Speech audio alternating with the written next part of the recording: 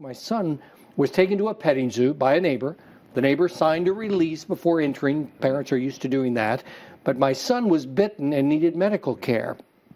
So the question is, does the zoo have any responsibility, even though there was a signed release? Someone else signed it. What do you think? Yeah, quite possibly, Sabrina, the zoo could still retain some liability, even though the paper that you signed on behalf of your son says that they are absolved of liability.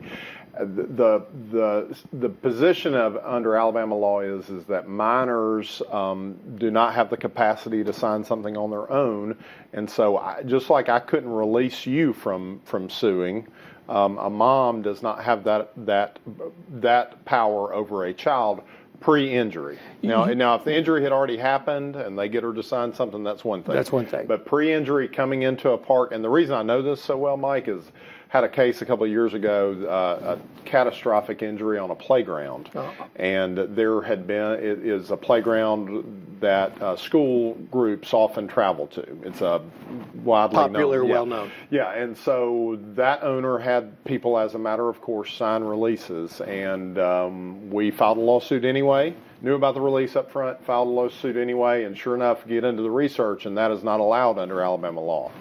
So the release is not a pre-injury release. On behalf of a minor is not allowed. That's interesting. You have full legal authority over your own child, but your signature doesn't release someone else from being responsible for their safety. Is that?